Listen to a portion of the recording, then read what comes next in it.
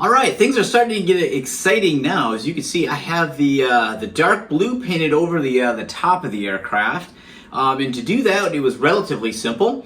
Once I had the canopy windows all masked, I simply put the canopy on and added a little bit of tape down on the very bottom here where the white is, because I didn't want any blue overspray on the white. But I didn't have to do any other masking really on the side of the aircraft. I just simply went along the top and painted the dark blue. That was the easy part. What comes next is a little bit more difficult, and that it's going to be adding the intermediate blue on the side. Now I've done the white on the bottom. I have now the blue on the top done. That leaves the intermediate blue as the very last step. And I did that so that I could have basically one strip of masking on the aircraft to work for. I got the white masked off, I have the dark blue masked off, and then I can paint the intermediate blue, rather than painting the intermediate blue first and then painting the dark blue second. I'm not really sure which is the best way to go, honestly. I think I've kind of went back and forth so many times on it. I don't really know if it really matters which way you go, but that's the way I decided to go. I did the same thing on my Corsair. Dark blue and the white were actually the white was the first, dark blue was the second, intermediate blue was the third. Decided to do the exact same thing on the Beechcraft. And to do that, you're going to have to build a mask. This surface over here, where there's we call it demarcation line between the intermediate blue and the dark blue, is kind of a wavy shape. If you look down at the front here, you can see that wavy shape is also between the white and the intermediate blue, where I painted part of the nose already.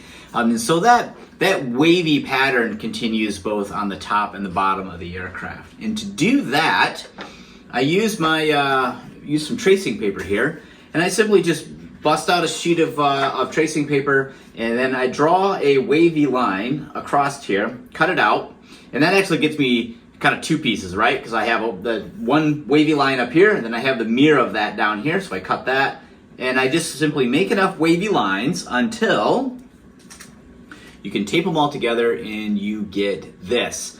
And as you can see, this one already has paint on it, and that is because I have already painted this side of the aircraft. So yeah, so you can see I've already done this side already. It has been done the exact same method I just talked about. I cut out the tracing paper, laid the tracing paper along the top, covered over the top of the aircraft with newspaper, covered over the bottom of the aircraft to prevent any overspray on it, stuck on the mask, and away I went. And the results were fairly good. I did have some funny overspray that got underneath the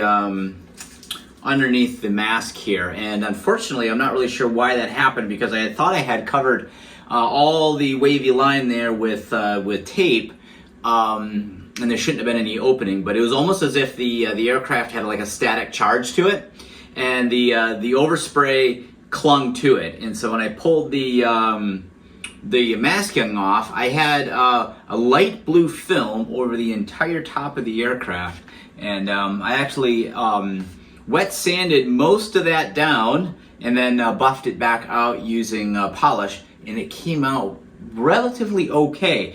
Otherwise, it was going to have to be a complete repaint of the aircraft, and I didn't really want to do that. So I was able to avoid that, but that's the first time that's happened to me. So I don't really have a good reason why, and I don't have a good reason on how to prevent it.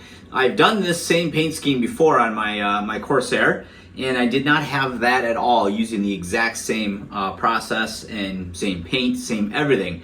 The only thing I could think of is that in the drier conditions that we're having right now in winter, walking up and down carpeting, somehow I got statically charged, and the overspray just clung right to it. So this is not going to probably be the finest repaint ever because of that, even though I've recovered most of it and it looks pretty good. But for me, being somewhat of a perfectionist, it's a little upsetting that that happened, since I worked so hard to prevent it. So we've kind of gone over how to create the wavy part of the mask here. We've already done the windows already. The only other part left that I want to talk about was this front section here. And to do that, I used the tracing paper that I just talked about for the side, and I kind of laid the tracing paper on top there, and I cut that same wavy shape out. And then as you can see, I take balls of tape and go all around the edges, and then I simply just set that down on top. And the reason why I use like these rolled up balls of tape is I actually want this to sit just a little bit proud of the surface. That gets you that fuzzy demarcation line that I'm looking for. However, the downfall of that is that it also can allow paint to come on the back side of here and get on the surface you don't want any paint on.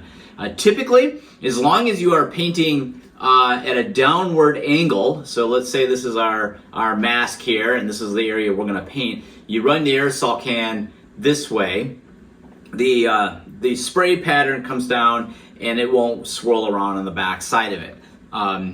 That's normal. Unfortunately, that didn't really happen last night when I painted the intermediate blue. So not totally sure what happened, but if you angle the spray can, you spray upwards, then yeah, you're gonna get overspray over everything. But I was pretty cautious to prevent that from happening, yet it still did. So very unusual circumstance. And I can tell you already, I painted the wings already. I don't have a video shot for that yet, so it's coming later.